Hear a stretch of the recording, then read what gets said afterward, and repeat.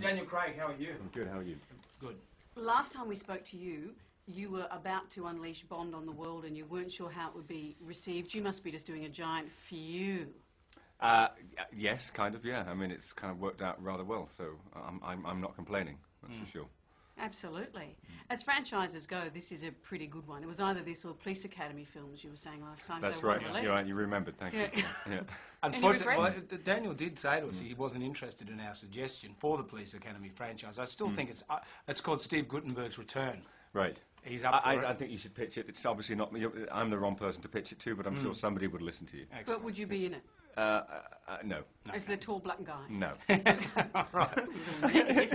We were a bit worried because we're in room 011 here, and we were told that room 007 is too small. How do you feel about that?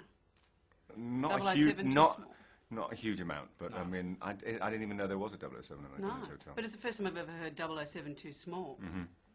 Well, actually, no. no. I should what? Arc up. You should be outraged. I am. Yeah. I am. I think. I'm not sure about what, but I. But I will. I'll get angry if you want me to. Would you mind? Oh, yeah. The cars that get smashed up, you know, I did sort of have a bit of a tear up. Yeah. You obviously have trouble with insurance, don't you? Yeah, I do anyway, because an actor, you can't get insurance as an actor for some reason. I don't understand. There's something about alcoholism and wild nights, I'm sure it is, or something else. But Robert Downey Jr. sort of wrecked it for everyone, didn't he? He's come back. It's fine. He's come back. Yeah. He's brought his own premium down, I think, a bit. Yeah, but they'll only do third party with him. They won't go comprehensive. It's true. It's really. It is. Right. Do they, even though you do such dangerous things, I know you've copped black eyes and things, making a film, in your private life now that you're Bond, do you have limitations? Do they say you can't jump out of planes and stuff like that? I don't think so, but I wouldn't. I mean, I'd try and avoid that if I possibly could. They don't take sharp knives away from you when you're cooking? No, they should do. Yeah. No, I don't. But I mean, the last thing I want to do is go out and do sort of dangerous sports. I mean, I can't go out and sort of like, no, I go and finish a Bond movie and think, oh yeah, I must go off base jumping or something. It's like it's the last thing. You know, quiet restaurants with lots of red wine is kind of the way I like to relax. You can still enjoy yourself doing small things. Do you live in maybe a quiet, padded area when in between films? It's called bed. Well, let's see that. Never out of it, eh? Yeah, see, it's James Bond. It never goes away. I've completely forgotten what I was going to say. You've been a working actor for many years, but your trajectory has obviously changed in recent years. What do you miss most about your old life?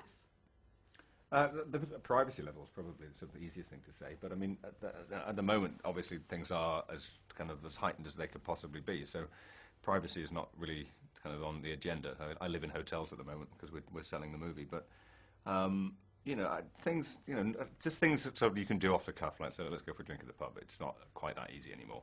You can kind of go for a drink at the pub, but it depends. If you're in the wrong pub, it can, you know, it turns weird. So. Well, the last time we spoke was Casino Royale. I think that's probably what I said last time as well. No. I was just thinking. I was thinking all I'm concerned about is not being able to get a drink, which is kind of a. Well, you were running a theme in your life. A bit pathetic, really, isn't it? It's like, I can't get a drink. Someone give him a drink. Raid the bar. We already did. But the thing is, you were saying before you got onto those website forums and people were bagging you, saying you can't drive a stick shift car and things like that. I don't do that anymore. You don't get on website forums or drive a stick anymore. Shift car? I don't get on the internet anymore. Yeah. What's the weirdest rumour you've heard about yourself? Oh, Christ, there's just too many. That you're Christ. That was mine. Yeah. Well, copyright us. Yeah, Mel Gibson's on the line. When you move on from Bond... I'm a sucker for punishment, but not that much punishment. Oh, that's very unhappy. No. Like 15 years from now, don't tell me how it ends. No. When you leave He's Bond, in it for the loincloth. Will you go the other way, and will you sort of do quirky comedies, or what? When you No. finish this, are you bursting to do something completely different? I'm just busting to get on holiday when I finish doing this. I've got no plans at the moment. I'm certainly not going to. Certainly, I'm not going to go off and do something that's like the complete antithesis of this just because I should. I'll just do what's interesting, as opposed, you know. So that would be kind of the wrong choice to make, I think.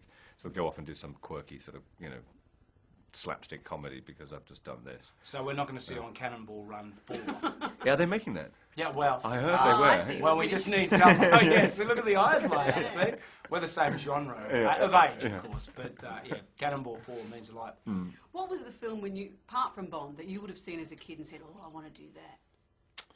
One of the biggest films that when I was a kid that I saw was Blade Runner. That had a really major impact on me. That was kind of an action adventure, but kind of sort of thoughtful movie, as a so that you could do both. Well, because Harrison Ford was so good then. It was good. Yeah. What do you see now when you think, oh, that's great, I want to be in that? I don't know. I mean, there's nothing sort of particular. I've just seen a great movie that Darren Aronofsky did called The Wrestler with Mickey Rourke, and Mickey Rourke sort of just playing this brilliant part, and it was made for sort of like literally $4 or something, and shot on sort of digital camera, and it's brilliant. And you kind of look at that and go, yeah, that would be great to do. Really simple sort of movie to do. I mean, especially coming off the back of this, I kind of feel something that lasts for about 2.5 weeks and shot in a nice location would be good at the moment. $4? $4. Yeah, I'm exaggerating slightly. It was 3. Yeah, it was $3.75. Yeah. I think what Daniel's saying is it's time to go, Amanda. I think that's what he's saying. He's going to have us killed. Have them killed. Yeah, Look, he's stroking that big cat on his lap, too. Daniel, It's not what you said earlier.